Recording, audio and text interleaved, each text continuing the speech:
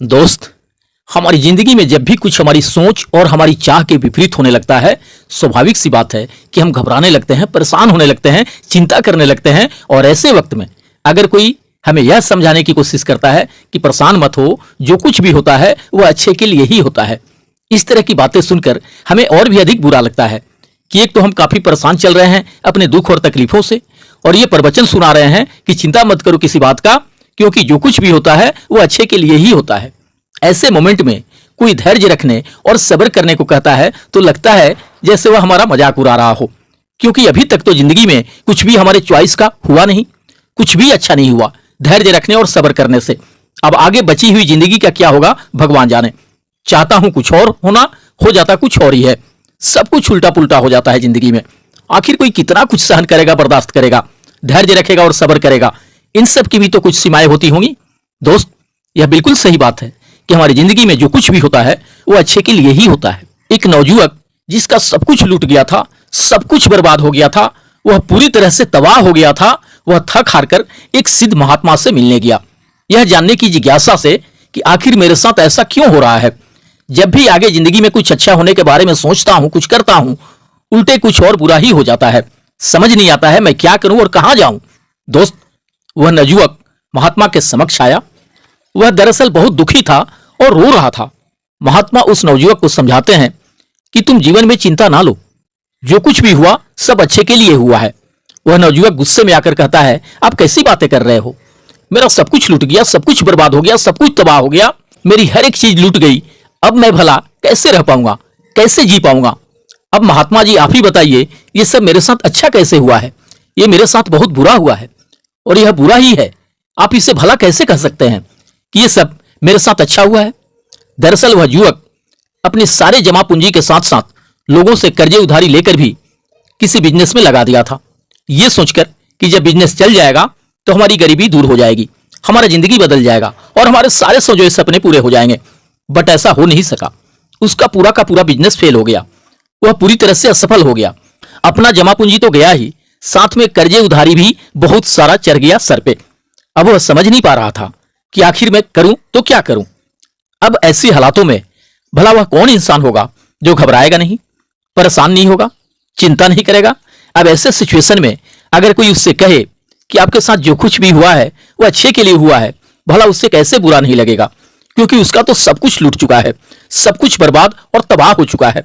दोस्त, महात्मा जी ने उस नौजुवक को बड़ी प्रेम से अपने पास बैठाया और उससे समझाना शुरू किए कि मैं जो तुम्हें बताने जा रहा हूं, अगर तुम समझ गए तो समझ लेना तुम्हारी जिंदगी बदलने वाली है और तुम्हारे सारे सोचे सपने पूरे होने वाले हैं। महात्मा जी ने उस नौजवान से कहना शुरू किया, एक समय की बात है, एक बार एक गांव में भयंकर बाढ़ आ गई। इतनी तेज बाढ़ कि सब कुछ बह गया। उसी गांव में एक किसान का बहुत ही गरीब परिवार रहता था, जिनका बड़ी मुश्किल से जीवन यापन हो पाता था। घर में खाने पीने की जो भी वस्तुएं थी बाढ़ में सब बर्बाद हो गया। उसके पास जो कुछ भी था सबके सब नष्ट हो गए, वह पूरी तरह से तबाह हो गया था। उस किसान का एक लड़का था। उस लड़के ने अपने पिता को चिंतित देखकर कहा, कोई बात नहीं है पिताजी, सब कुछ बह गया तो बह जाने दो, जो हुआ अच्छा हुआ। इस बात को सुनकर उस किसान को बहुत गुस्सा आया। उसने बेटे से कहा कि तू कैसी पागलों जैसी बातें कर रहा है, मेरा सब कुछ छिन गया, सब कुछ लुट गया, खाने को अनाज तक नहीं बचा और रहने को जो भी हमारे पास घर था वो भी बाढ़ में बह गया, इसमें अच्छा क्या है, ये सब कुछ बहुत बुरा हुआ है। किसान को बहुत गुस्सा आया और उसने अपने बेटे को घर से भगा दिया। बोला कि तू यहां से चला जा, तू यहां रहने के लायक नहीं है, तू हमेशा बेकार की बातें करता रहता है। मुझे चिंता पड़ी है कि अब हम रहेंगे कहां और खाएंगे क्या, आगे क्या होगा हमारे जीवन का, और तुम कहने में लगे हो कि सब कुछ बह गया तो बह जाने दो, जो हुआ अच्छा हुआ। दोस्त, वह लड़का भी गुस्से में आकर वहां से चल दिया। शाम हो गई लेकिन लड़का अभी तक वापस नहीं आया। किसान को अब यह बात समझ में आई कि उसने आवेश में आकर लड़के से कुछ गलत कह दिया, लेकिन अब वो कर भी क्या सकता था। गांव में अचानक से एक नौका आई और कुछ लोग उसमें से उतरे और उस गांव के लोगों को बचाने लगे, उन्हें सुरक्षित स्थानों पर ले जाने लगे। इस पर किसान की पत्नी कहती है, आपने यूं ही गुस्से में आकर बच्चे को डांट दिया, भगा दिया। वह सही तो कह रहा था। देखिए, अच्छा ही हुआ, लोगों ने हमें बचा लिया। उस किसान ने कहा, तुम बेवकूफ हो, तुम्हें समझ में नहीं आ रहा है कि इसमें अच्छा कुछ भी नहीं हुआ है। इनका काम ही है बचाना। अभी इन्होंने बचा लिया, लेकिन हमारे पास खाने को भोजन नहीं और ना ही रहने को घर है। हम कहां रहेंगे और क्या खाएंगे? क्या इसका कोई हल है? किसान की पत्नी ने कहा, कुछ भी नहीं है तो क्या हुआ, आप इतने परेशान क्यों हो रहे हो? किसान ने कहा, बात अनाज, घर या पैसों का नहीं है। दरअसल इस घर में एक पोटली थी और वह पोटली भी बाढ़ में बह गई। अब हमारे पास कुछ भी नहीं बचा। उसने पूछा, आखिर ऐसा क्या था उस पोटली में? किसान ने कहा, मैं तुम्हें अवश्य बताता, लेकिन अब जब वो है ही नहीं तो उसको बताने का क्या मतलब? दोस्त, धीरे धीरे समय गुजरता रहा। उस किसान ने लोगों से मांग मांग कर अपना जीवन यापन करना शुरू किया, लेकिन ऐसे भला कब तक काम चलता? किसान के सारे फसल भी बर्बाद हो गए थे। वह काफी परेशान और चिंतित था। उससे कुछ भी समझ नहीं आ रहा था कि ऐसी स्थिति में क्या किया जाए। वह एक शाम अपनी पत्नी के साथ बैठकर बातें कर रहा था। पत्नी ने बोला, चिंता करते रहने से कुछ भी नहीं होगा। आप नगर में जाकर कोई काम तलाश क्यों नहीं करते? थोड़े थोड़े करके रोजी रोटी के लिए धन इकट्ठा तो हो ही जाएगा। उसी के सहारे हमारा काम चलने लगेगा। आप परेशान मत होइए, मैं भी बगल के घरों में जाकर काम किया करूंगी, कुछ धन तो आएगा, इससे जीवन जीना आसान हो जाएगा। किसान को यह बातें अच्छी लगी। अगले दिन वह किसान काम की तलाश में निकल पड़ा। नगर के हर गलियों में वह कुछ काम ढूंढने लगा, लेकिन कहीं कोई किसी ने उसे काम नहीं दिया। अब वह चिंता के मारे और परेशान होने लगा कि कैसे काम चलेगा और कैसे परिवार का पालन पोषण होगा। उसके पास रहने को घर नहीं है। उसने जैसे तैसे करके बाहर के जाने के बाद से घास फूस इकट्ठे करके छोटा सा घर बनाया था। एक दिन वह किसान अपने खेतों में फसलों को देख रहा था, क्योंकि इस साल भी फसल अच्छी नहीं लगी थी। इसलिए इस बात को सोचकर और भी अधिक चिंतित हो रहा था कि इस साल फसल ने भी साथ नहीं दिया। मेरा एक ही लड़का और वह भी घर छोड़कर चला गया। मैं तो हर तरह से बर्बाद हो गया। ऊपर से कोई कहे कि जो हुआ वो अच्छा हुआ, ये भला कहां से अच्छा हुआ? उसकी पत्नी उसे फिर समझाती है कि आप व्यर्थ में चिंता कर रहे हो, फिर से कोशिश करो, काम कहीं ना कहीं कुछ ना कुछ तो मिल ही जाएगा। अब घर पर बैठकर रोने से अच्छा है आप कुछ कोशिश किया करिए, क्योंकि कोशिश करते रहने से कुछ ना कुछ काम हाथ तो लग ही जाएगा। किसान को उसकी पत्नी की बात ठीक लगी और अगले दिन वह फिर काम की तलाश में निकल पड़ा, लेकिन इस बार भी उससे कोई भी काम हाथ नहीं लगा और फिर वह निराश हुए घर लौटा। वह घर को लौटने ही वाला था कि रास्ते में उसे एक महात्मा मिले और बोले, क्या बात है, बड़ी परेशान नजर आ रहे हो? किसान ने उनको सारी बातें बताई। उस महात्मा ने कहा कि इसमें परेशान होने वाली क्या बात है? किसान ने कहा, यह परेशान होने वाली बात नहीं है कि मेरा सब कुछ तबाह हो गया। एक लड़का था, उसे भी मैंने गुस्से में आकर घर से भगा दिया। महात्मा ने कहा, तभी तो मैं कह रहा हूं, जो हुआ वो अच्छा हुआ। किसान को गुस्सा आ गया। उसने बोला कि आप ऐसी बातें कैसे कर सकते हैं? मैं इतना परेशान हूं, मेरा सब कुछ बर्बाद हो गया है, मेरे पास खाने तक की भी व्यवस्था नहीं है, मेरा लड़का भी मेरा साथ छोड़ दिया। इसमें भला क्या अच्छा है और क्या अच्छा हो सकता है? ये तो हर तरह से बुरा है। महात्मा ने कहा, बेटे सब्र रखो, तुम्हारे हर सवाल का जवाब समय आने पर मिल जाएगा, तुम परेशान मत हो।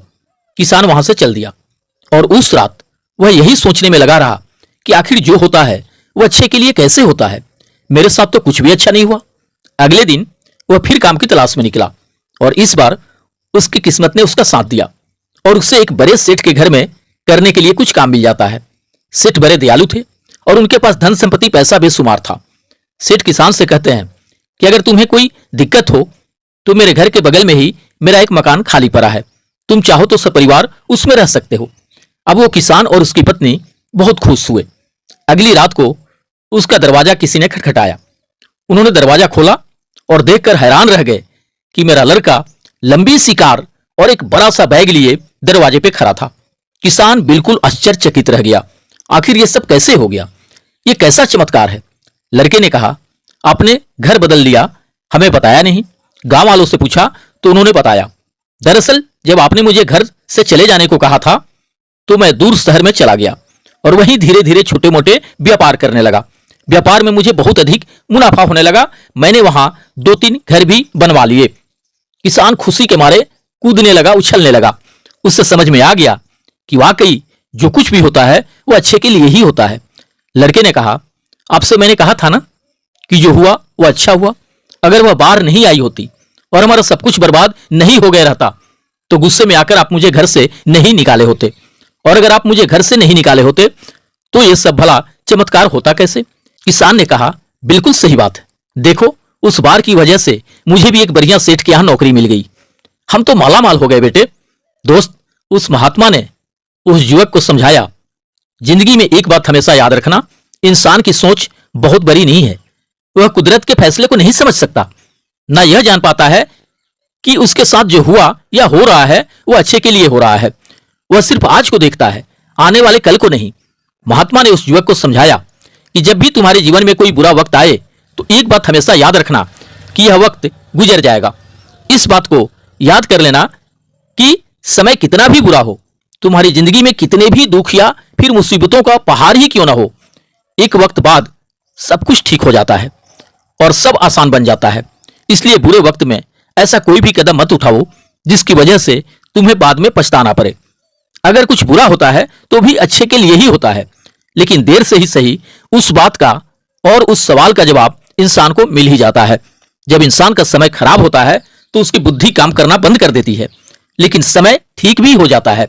उस महात्मा जी ने उस युवक को एक चमकदार पत्थर दिए और कहा कि यह मेरे किसी भी काम का नहीं है, तुम इसे शहर में बेचकर अपना फिर से व्यापार शुरू कर सकते हो।